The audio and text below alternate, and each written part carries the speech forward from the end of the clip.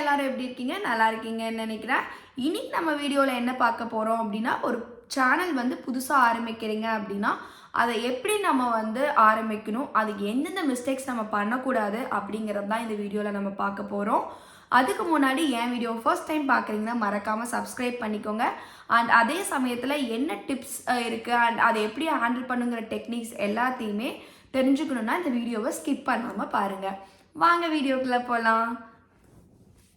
So first விஷயம் என்னன்னு பார்த்தீங்கன்னா டைட்டிலுங்க. டைட்டில் வந்து ஒரு ஐ கேட்சிங்காக இருக்கணும். நம்மளே எடுத்துக்கோங்களேன், ஒரு யூடியூப் வீடியோ பார்க்கும்போது என்ன பார்ப்போம், ஒரு டைட்டில் வந்து க்யூரியாசிட்டியை க்ரியேட் பண்ணால் தான் அந்த வீடியோவே நமக்கு பார்க்கலான்னு தோணும் இல்லையா? ஸோ அதனால எப்போவுமே டைட்டில் வந்து ஐ கேட்சிங்காக வச்சுக்கோங்க. டைட்டிலே இன்னொரு விஷயம் இருக்குங்க. நீங்கள் வந்து தமிழ் இல்லை இங்கிலீஷ் வைக்கலாமான்னு கேட்டால் டைட்டில் நேம் வந்து ரெண்டும் கலந்து வைக்கலாம். ஆனால் முழுசாக இங்கிலீஷில் வைக்கிறது அட்வைசபிள் கிடையாதுன்னு நான் சொல்லுவேன். ஏன்னா நம்ம இப்போ ஒரு பிகினிங் ஸ்டேஜில் இருக்கோம் இல்லையா? நம்ம ஓரளவுக்கு ரீச் ஆகி நல்லா சப்ஸ்கிரைபர்ஸ் வந்துட்டால் நம்ம என்ன டைட்டில் வச்சாலும் அண்ட் எந்த ஒரு இங்கிலீஷ் ஆர் தமிழில் வச்சாலும் நம்ம வீடியோஸ் பார்ப்பாங்க இல்லையா? சர்டைன் செட் ஆஃப் ஆடியன்ஸ் வந்துட்டாங்கன்னா. இப்போ நம்ம பிகினிங் ஸ்டேஜில் இருக்கிறனால தமிழில் டைட்டில் வைக்கிறது மூலியமா இல்லை தமிழ் கலந்து இங்கிலீஷில் வைக்கிறது மூலியமா ஈஸியாக எல்லா செட் ஆஃப் ஆடியன்ஸ்னால வந்து அந்த டைட்டில் அண்டர்ஸ்டாண்ட் பண்ணி நம்ம வீடியோவை பார்க்க முடியுங்க. அதே சமயத்தில் இன் தமிழ் நம்ம டைட்டிலில் ஆட் பண்ணிக்கலாம். இது எதனாலன்னு கேட்டிங்கன்னா, யூடியூப் சர்ச்சில் வந்து எல்லாரும் இன் தமிழ்னு வந்து டைப் பண்ணுவாங்க. ஏன் அப்படின்னா, இப்போ எக்ஸாம்பிளுக்கு எடுத்துக்கோங்க, நானே வந்து யூஎஸில் இருக்கேன். இப்போ நான் யூஎஸில் இருக்கும்போது நான் ஒரு கிச்சன் டிப்ஸ் வீடியோ பார்க்குறேன் அப்படின்னா, கிச்சன் டிப்ஸ் அப்படின்னு நான் போட்டேன்னா யூடியூப்பில் போயிட்டு அது எனக்கு என்ன காட்டும், இங்கே இருக்கிற வீடியோஸை தான் வந்து சஜஸ்ட் பண்ணும். இதுவே எனக்கு தமிழில் வேணும்னா இன் தமிழ் அப்படின்னு நான் போட்டேன்னா எனக்கு அதில் இருக்க வீடியோஸை சஜஸ்ட் பண்ணும் இல்லையா? ஸோ இன் தமிழுங்கிற வார்த்தையை வந்து ஆட் பண்ணிக்கிறது மூலயமா நம்ம வீடியோஸ் வந்து ரீச் ஆகிறதுக்கு அதிக வாய்ப்புகள் இருக்குங்க. ஸோ டைட்டிலே இவ்வளோ விஷயம் இருக்குது. அண்ட் செகண்ட் விஷயம் பார்த்தீங்கன்னா கன்சிஸ்டன்சி அண்ட் டிசிப்ளின் ரொம்பவே முக்கியம். நம்ம ஒரு இப்போ சேனல் ஆரம்பிக்கிறோம், நம்ம வீடியோஸ் எடுப்போம், நம்ம அப்லோட் பண்ணுவோம், இது ரொம்ப இன்ஃபர்மேட்டிவாக இருக்குது, இந்த வீடியோ நல்லா ரீச் ஆகும் அப்படின்னு நம்ம நினச்சி அப்லோட் பண்ணியிருப்போம். ஆனால் அந்த வீடியோ நமக்கு ரீச்சும் ஆயிருக்காது, வியூஸும் ஆயிருக்காது. ஸோ இது மூலமாக நம்மளுக்கு ஒர்க்குக்கான அப்ரிஷியேஷன் கிடைக்கல அப்படின்னு நம்ம நினைப்போம். ஏன்னா வந்து ஈஸி கிடையாது. யூடியூப் ரன் பண்ணுறதுமே வந்து ஒரு ஈஸியான விஷயம் கிடையாது. நம்ம வீடியோஸ் எடுத்து அதுக்கான டைம் ஸ்பெண்ட் பண்ணி எடிட் பண்ணி அப்லோட் பண்ணணும். அண்ட் அதே சமயத்தில் ஒரு நல்ல கண்டென்ட் கொடுக்கணும்னு சொல்லிட்டு நம்ம எவ்ரி வீக்கெண்ட்ஸில் வந்து ஓகே ஒரு நல்ல கண்டென்ட் கொடுக்கணும்னு ஒரு கண்டென்ட்டை வந்து நம்ம யோசிச்சு கொடுக்கணும். இந்த மாதிரி நிறைய பின்னாடி பேக் ஸ்டேஜ் விஷயம் வந்து நிறையவே இருக்குது கண்டிப்பாக. அதனால நம்ம என்ன பண்ணோம் அப்படின்னா, அதுக்காக நம்ம வந்து டிமோட்டிவேட் ஆயிடாமல் நம்ம ஒரு கன்சிஸ்டண்ட்டாக ஒரு டே ஒரு டைமிங் செட் பண்ணிக்கணுங்க. இந்த டேல இந்த டைமிங்கில் இந்த சேனலில் வீடியோ வரும் அப்படிங்கிறத நம்ம மக்களுக்கு கொண்டு போய் சேர்த்திடணும். ஸோ அதுக்கு நமக்கு ரொம்பவே கன்சிஸ்டன்சியும் டிசிப்ளினும் ரொம்ப முக்கியங்க. ரெகுலராக வீடியோ அப்லோட் பண்ணிகிட்டே இருங்க. என்ன ஆனாலும் ஹோப்பை மட்டும் கை விட்டுறாதீங்க. செகண்ட் விஷயம். அண்ட் தேர்ட் விஷயம் வாய்ஸ் ஓவர்.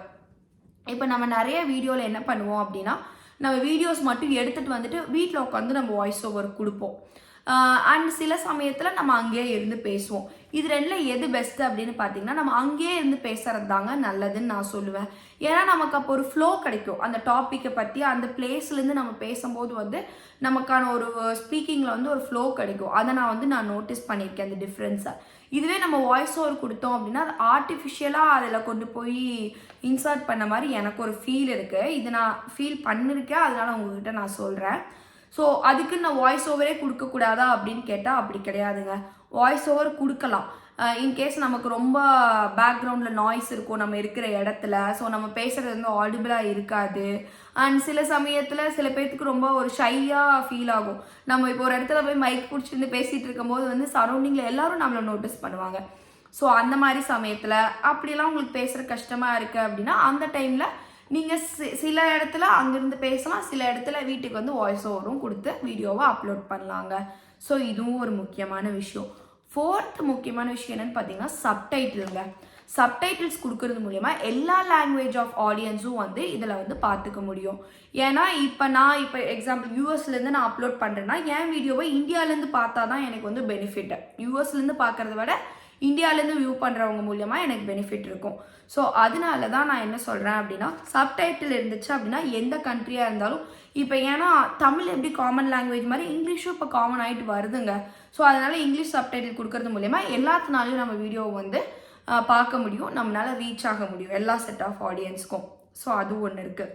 அண்ட் அடுத்து பார்த்தீங்க அப்படின்னா நம்ம வீடியோஸ் அப்லோட் பண்ணனா அந்த காப்பிரைட் ப்ராப்ளம் வந்து வந்துட்டே இருக்கும் நமக்கு. அதுக்கு என்ன சொல்யூஷன் பார்த்தீங்கன்னா, காப்பிரைட் வந்து 2 விதமாக வருங்க. ஒன்று வார்னிங் சிம்பிளோட வரும், இன்னொன்று சும்மா காப்பிரைட் நார்மலாக வரும். இதுக்கு என்ன டிஃப்ரென்ஸ்ன்னு பார்த்தீங்கன்னா, வார்னிங் காப்பிரைட் வந்து நம்ம ஒரு 3 காப்பிரைட்ஸ்க்கு மேலே வாங்கிட்டோன்னா நம்ம சேனல் டெலீட் ஆயிரும் அப்படின்னு வந்து நான் தெரிஞ்சுக்கிட்டேன் படித்து. ஆனால் வந்து பார்த்திங்கன்னா அந்த காப்பிரைட் நம்ம எப்படி அவாய்ட் பண்ணோம்னா, அந்த காப்பிரைட்டுக்குள்ளேயே யூடியூப் ஸ்டுடியோ அனாலிசிஸ் நம்ம வச்சுருப்போம் இல்லையா, யூடியூப் சேனல் வச்சுருக்கவங்க. அதுக்குள்ளே போனீங்கன்னா அந்த பர்டிகுலர் செக்ஷனை மட்டும் மியூட் பண்ணிட்டீங்க அப்படின்னா அந்த காப்பிரைட்டுங்கிற இது வந்து போயிடும் நம்ம வீடியோலேருந்து. ஓகேங்களா? சம்டைம்ஸ் அந்த வார்னிங் சிம்பிளில் இருக்கிறது நான் சொல்கிறேன். இன்கேஸ் வார்னிங் சிம்பிள் இல்லாமல் நமக்கு காப்பிரைட் இருக்குது அப்படின்னா அதை நம்ம வந்து அது ஒன்றுமே பண்ண முடியாதுங்க. அதுக்கு என்ன அர்த்தம்னா, இப்போ நான் ஒரு பர்டிகுலர் பிளேஸுக்கு போகிறேன். ஃபார் எக்ஸாம்பிளுக்கு நான் லாஸ் வேகாஸ் வீடியோ போட்டிருக்கேன் அப்படின்னா, இப்போ எம்ஜிஎம் கிராண்ட் ஹோட்டலில் போட்டிருக்கேன். அந்த ஹோட்டல்காரங்க வந்து அதுக்கான காப்பிரைட் இஷ்யூ பண்ணியிருப்பாங்க. அப்போ அந்த வார்னிங் சிம்பிள் இல்லாமல் இஷ்யூ பண்ணியிருந்தாங்க அப்படின்னா அதுக்கு என்ன அர்த்தம்னா, நம்ம ஒரு வீடியோ ரீச் ஆகும்போது நமக்கு அட்வர்டைஸ்மெண்ட் வரும் இல்லையா. 1 டேயில் நம்ம ஒரு 100 வியூஸ் மேலே வந்துச்சு அப்படின்னா நம்ம வீடியோவுக்கு அட்வர்டைஸ்மெண்ட் வந்து ஸ்பான்சர் பண்ணுவாங்க. அந்த அட்வர்டைஸ்மெண்ட் ரெவென்யூ வந்து பர்டிகுலர் எம்ஜிஎம் கிராண்ட் லாஸ் வேகாஸ்க்கு வந்து அந்த ஹோட்டலுக்கு போகிற மாதிரி வந்து அவங்க வந்து பண்ணியிருப்பாங்க. ஸோ இதுதான் வந்து 2 காப்பிரைட்டுக்கான வித்தியாசங்க. அடுத்த விஷயம் என்னென்னு பார்த்தீங்கன்னா, யூடியூப் ஸ்டுடியோவில் பார்த்தீங்கன்னா தெரியும், கண்டென்ட் சஜஸ்டிங் திஸ் வீடியோன்னு நமக்கு வரும். இது எப்படி வரும் அப்படின்னா, நீங்கள் ரெகுலராக வீடியோஸ் போடுறது மூலியமாகவும் நம்ம டைட்டில் ஐ கேச்சிங்காக இருக்கிறது மூலியமாகவும் தான் வந்து இந்த கண்டென்ட் சஜஸ்டிங் வீடியோவில் போய் நம்ம வீடியோ போய் விழுங்க. ஸோ அதுக்காக கண்டென்ட் சஜஸ்டிங் வீடியோவுக்கு நம்ம வரணும் அப்படின்னா நம்ம ரெகுலராக நான் ஆல்ரெடி சொன்ன மாதிரி வீடியோஸ் வந்து கண்டிப்பாக அப்லோட் பண்ணணுங்க. அண்ட் அடுத்து பார்த்தீங்கன்னா, நம்ம நிறைய வீடியோஸ் போட்டிருப்போம், நமக்கு வந்து வியூஸ் அதிகமாக இருக்கும் ஆனால் சப்ஸ்கிரைபர்ஸ் கம்மியாக இருக்குங்க. இதுவே சில பேருக்கு பார்த்தீங்கன்னா சப்ஸ்கிரைபர்ஸ் அதிகமாக இருக்கும், வியூஸ் கம்மியாக இருக்கும்.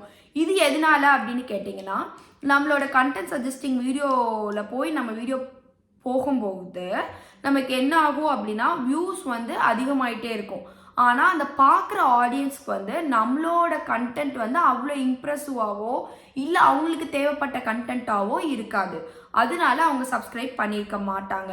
ஸோ இதை எப்படி நம்ம ஐடென்டிஃபை பண்ணோம் அப்படின்னு கேட்டிங்கன்னா, நம்ம ஒரு சேனலில் ஃபார் எக்ஸாம்பிளுக்கு நான் வந்து ஒரு 4 months ஆச்சுங்க இந்த சேனல் ரன் பண்ணிகிட்டு இருக்கேன். இதில் நான் மோர் தென் 30க்கு மேலே வீடியோஸ் வந்து அப்லோட் பண்ணியிருக்கேன். இந்த வீடியோவில் என்னால் அனலைஸ் பண்ண முடியும். நான் வந்து எல்லா டைப் ஆஃப் வீடியோவும் போட்டிருப்பேன். குக்கிங், ட்ராவலு, டிப்ஸ் வீடியோ, இந்த மாதிரி நிறையா போட்டிருப்பேன்.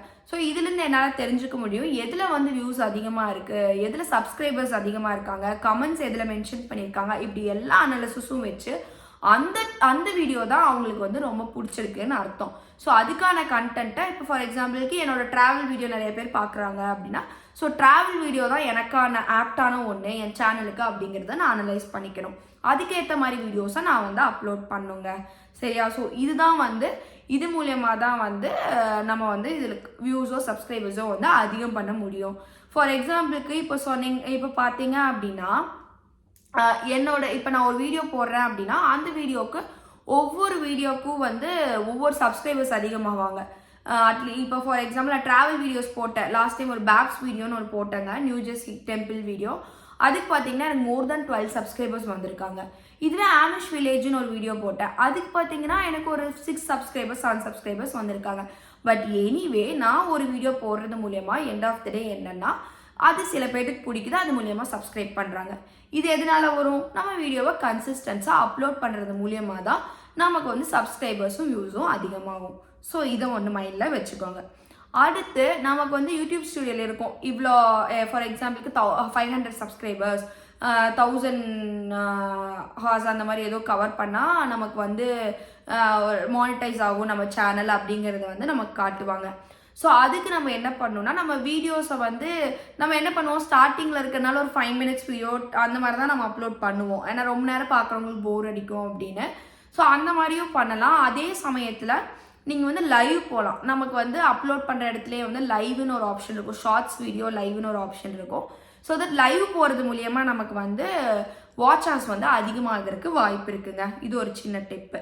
அண்ட் நெக்ஸ்ட் பார்த்தீங்க அப்படின்னா, நம்மளோட இதில் கம்யூனிட்டின்னு ஒரு டேப் இருக்கும். அந்த கம்யூனிட்டியில் போய் விடாமல் நீங்கள் ஒரு அந்த யூடியூப் நம்ம என்ன வீடியோ போடுறோமோ அதோட லிங்க்கும் அந்த வீடியோவோட டீட்டெயிலையும் சும்மா வந்து கம்யூனிட்டியில் போட்டு விடுங்க. அவ்வளோ ரீச் ஆகாது தான் ஸ்டார்டிங்கில் இருக்கவங்களுக்கு. பட் இதெல்லாம் பண்ணுறது மூலியமாக நம்ம சேனலை வந்து கொஞ்சம் எல்லாரும் மானிட்டைஸ் பண்ணுற மாதிரி அவங்களுக்கு அந்த வீடியோ பிடிச்சதுன்னா அவங்க அது மூலியமாக அந்த கம்யூனிட்டி மூலியமாக வந்து நம்ம வீடியோவை வாட்ச் பண்ணுவாங்க. இது ஒரு விஷயங்க. அடுத்து நம்ம ஒரு சேனலை ஆரம்பிக்கும் போது நம்ம ஒரு பிளேலிஸ்ட் கிரியேட் பண்ணிக்கிறது நல்லது. ஏன்னா நம்ம ட்ராவல் போடுவோம், குக்கிங் போடுவோம், இல்லை பியூட்டி டிப்ஸ், இல்லை அன்பாக்சிங் வீடியோ, இப்படி எது போட்டாலுமே நம்ம ஒரு பிளேலிஸ்ட் கிரியேட் பண்ணி வச்சுக்கிட்டோம்னா நமக்குமே ஒரு ரெஃபரன்ஸ்க்கு வந்து ஈஸியாக இருக்கும். ஸோ இந்த மாதிரி இந்த விஷயங்களெல்லாம் ஃபாலோ பண்ணுறது மூலமாக கண்டிப்பாக நம்ம சேனலை நம்மளால் ரீச் பண்ண வைக்க முடியுங்க. நம்பிக்கையை கை விட்டுறாதீங்க. இந்த மாதிரி கண்டிப்பாக நான் இன்னும் நிறையா டிப்ஸ் எனக்கு தெரிஞ்சதை கண்டிப்பாக நான் உங்ககிட்ட ஷேர் பண்ணுறேன். ஸோ இதில் ஏதாவது உங்களுக்கு டவுட் இருக்குது, நீங்கள் புதுசாக யூடியூப் சேனல் ஸ்டார்ட் பண்ணி வேறு ஏதாவது ஃபேஸ் பண்ணுறீங்க அப்படின்னா கண்டிப்பாக கமெண்ட் செக்ஷனில் மென்ஷன் பண்ணுங்கள். நான் கண்டிப்பாக உங்களுக்கு அப்டேட் பண்ணுறேன். இப்போ எல்லாருக்கும் இவ்வளோ தூரம் பொறுமையாக இந்த வீடியோ பார்த்த எல்லாருக்குமே என் மனமார்ந்த நன்றிகள்.